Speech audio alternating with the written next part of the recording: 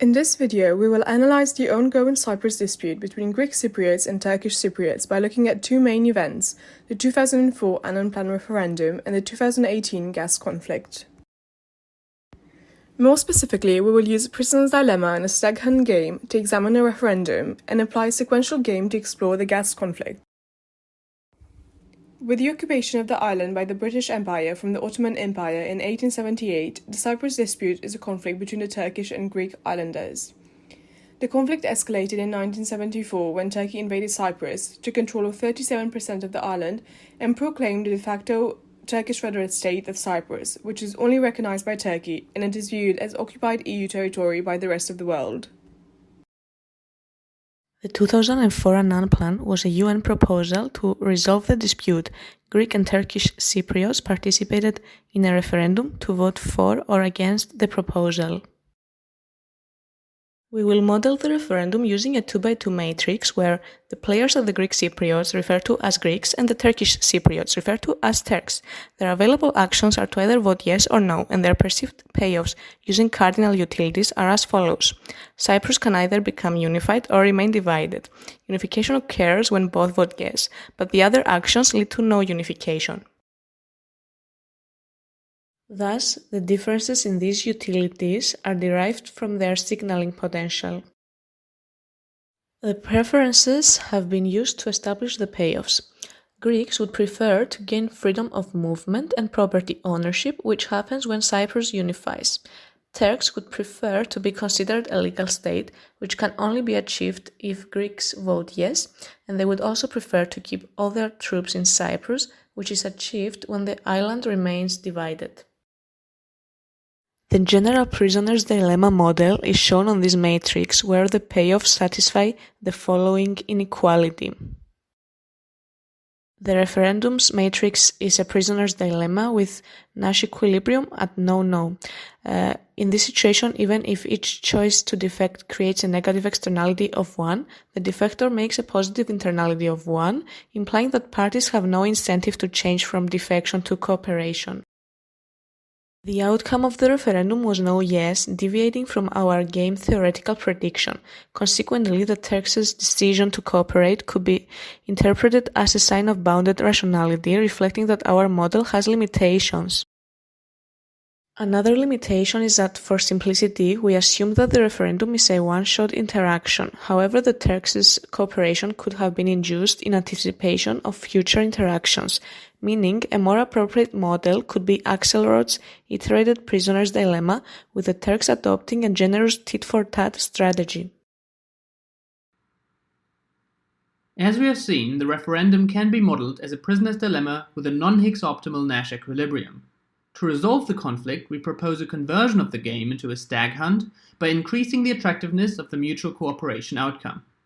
When the individual payoff A in the mutual cooperation outcome is higher than the payoff B for being the sole defector, a new payoff dominant Nash equilibrium is created. The new Nash is Higgs optimal because it maximizes aggregate benefit but requires both players' trust and cooperation. However, the Nash equilibrium of the prisoner's dilemma remains in the stag hunt as the risk-dominant Nash equilibrium because a player's best response to the opponent's defection is to defect himself. Additionally, both parties would prefer being the sole defector over mutual defection, as the outcome of non-unification remains the same, but a no vote could be used to leverage a better deal in future negotiations. Using specific utility payoffs for Greeks and Turks, we can visualize the positive externalities for each yes vote. The transformation to a stag hunt could be achieved by international policymakers creating institutional incentives to increase the attractiveness of unification. For example, the EU could promise higher development loans and financial aid for a united Cyprus, in the interest of ensuring political stability. Additionally, the mass media should reshape public consent by emphasizing future potential of harmonious coexistence over the antagonistic history. Furthermore, for players to choose the payoff dominant Nash equilibrium, they must be convinced the other player will cooperate. This trust could be facilitated by both players confiding in the EU instead of each other. However, the stag hunt game is also subject to several limitations. While the number of options available to the players is accurate, the Greeks and Turks are treated as two entities, disregarding the citizens' individual differences. Additionally, it can be argued that international policymakers lack a strong incentive to provide financial aid as a reward for unification. After analyzing the referendum, we will now look into an additional component of the conflict, gas. The gas conflict started in 2018 as a diplomatic conflict involving the exclusive economic zone of the Republic of Cyprus. It resulted from a statement from the Turkish foreign minister denying the maritime demarcation and Turkish willingness to further explore the zone. We are now going to discuss the potential outcomes of the conflict, either peace or increased tensions, using the following sequential game. The game we will be analysing involves 3 players, Turkey, Cyprus and the EU. Each player has different strategies available to them. Turkey can perform gas drilling activities in Cypriot waters or do nothing. Cyprus can choose to resist to Turkey or do nothing, and the EU can choose to react and punish Turkey or do nothing. This sequential game starts with Turkey's play and ends when Turkey stops drilling or once Turkey drilled 3 times. We would like to invite you to pause the video at this point so that you can familiarise yourselves with the game and its payoffs. Do bear in mind that justifications for the chosen payoffs are displayed in the appendix. To determine the rollback equilibrium, we start with the final plays and assess between each set of 2 options which one yields the highest payoff for the concerned player. This allows us to eliminate half the strategies as you can see. We then move to the previous play and eliminate strategies as demonstrated. Furthermore, we perform this all the way to the starting play, and the remaining path forms the equilibrium as shown. We therefore see that the equilibrium path consists of Turkey drilling oil, then Cyprus doing nothing, and finally Turkey stopping their drilling activities. As a limitation to our analysis, we could state that, had we simplified this game a bit less, other players and their strategies would have been involved, including potential threats, promises, or cheap talk. For instance, after the conflict unfolded, the US publicly expressed that players in the region should refrain from undertaking behaviours that would increase tensions, which is a perfect example of cheap talk, as providing this information is free and does not affect the payoffs anyhow.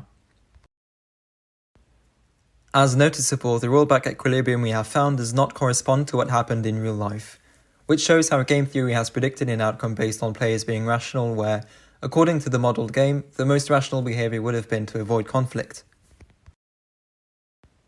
We can therefore infer that the players did not act rationally during this gas venture, which explains why there has been continued conflict. Perhaps this is due to players being too emotionally driven and having too much pride to back down.